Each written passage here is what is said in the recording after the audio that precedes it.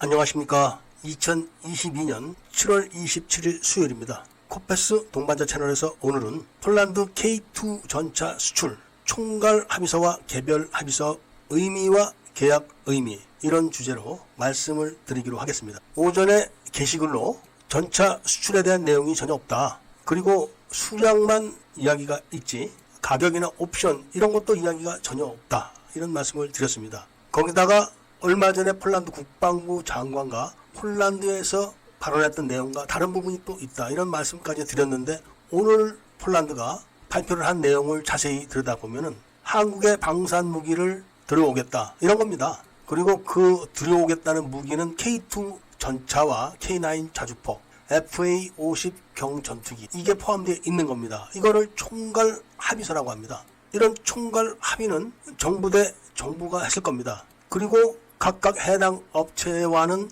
개별 협의를 또 해야 됩니다. 개별 협의를 끝내서 합의가 된다면은 계약을 하겠죠. 그리고 생산이 돼서 납품을 시작하는 것인데, 그 납품을 올해 안에 일부를 받겠다고 선언을 했습니다. 이 과정을 좀 더 지켜봐야 되겠지만, 이제 곧 8월이 되고 8월 달에 개별 합의가 이루어졌다고 치고 8월 달에 계약까지 끝내서 생산에 돌입했다고 쳐도 올해 1차분 중에서 일부가 폴란드에 도착하기가 상당히 어렵습니다. 일단 기존의 K2 흑표 3차분을 그대로 가져간다고 친다면은 폴란드가 180대 도입하겠다는 K2 흑표 전차는 한국산 파워팩을 장착을 한 그런 K2 흑표 전차가 되는 것이고, 능동 방어 장치 등이 없는 그런 형태입니다. 그런데 이야기를 들어보면은 능동 방어 장치도 있어야 되고 통신 관련된 이런 부분도 세세하게 언급을 했었습니다. 이런 부분이 구체적인 발표가 없는 것이 아주 이상한 거죠.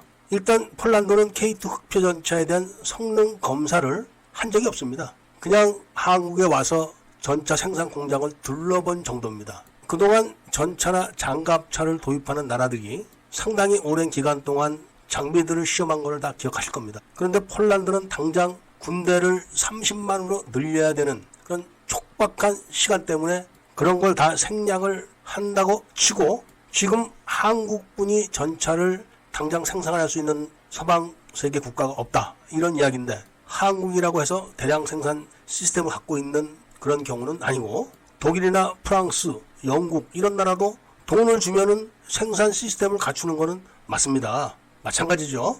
이 부분은 일단 1차 180대 부분만 말씀을 드리는 겁니다. K2PL이란 2차분은 원래 현대로템이 폴란드와 상당히 오랜 기간 상담을 했었습니다. 그리고 MOU까지도 체결을 했습니다. 그래서 그 부분은 별도로 치고 1차분 180대 도입에 대해서는 궁금한 점과 의문점이 많은 겁니다. K2PL을 제작을 하면서 기술을 다 넘겨줘도 상관이 없습니다. 2005년도에 제작된 K2 흑표 전차는 이제 끝물이 되어가는 그런 경우라고 볼 수가 있기 때문에 800대를 수출하면서 기술을 다 이전해줘도 돈을 받고 하는 거기 때문에 별 문제가 없습니다. 현대로템이 이윤을 추구하는 기업인데 그냥 줄 리는 없기 때문에 그렇고, 폴란드와 한국이 K3PL도 같이 개발한다고 명시했기 때문에 그 부분은 시간이 많습니다. 그렇기 때문에 어떤 조건이 될지는 검증을 할 시간이 충분하다는 이야기죠.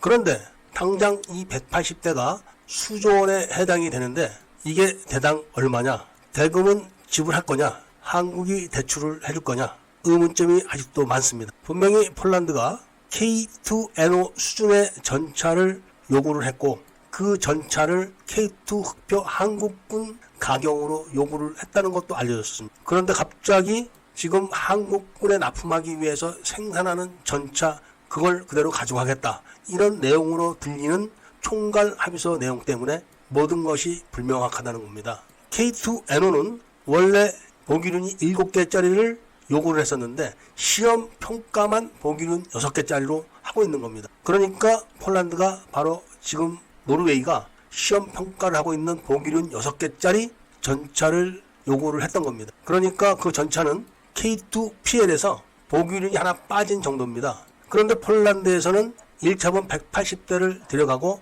추후에 K2 PL식으로 업그레이드를 하겠다 이렇게 발표를 했습니다. 그러니까 그 내용은 K2NO를 들여가는 게 아니라 그냥 지금 한국군이 사용하고 있는 K2 흑표 전차를 그대로 가져가겠다 이런 이야기로 들리는 겁니다. 그러니까 파워팩도 국산 엔진에 독일제 기어박스를 묶은 그런 파워팩을 사용하겠다는 걸로 보여지는 거죠. 그럼 가격은 어떻게 쳤는가? 그런 합의 없이 올해 안에 전차를 납품받겠다 이렇게 이야기하지는 않았을 겁니다. 이런 부분과 관련국들, 그러니까 미국, 영국, 프랑스, 독일 같은 나토의 중심 국가들의 반응까지 확인해서 자세하게 말씀드릴 것을 약속드리면서 오늘 이야기를 마치고자 합니다. 애국 시민들과 밀리분들께서는 구독을 꼭 해주시고 좋아요와 알림 설정을 부탁드리면서 이야기를 들어주셔서 감사드립니다.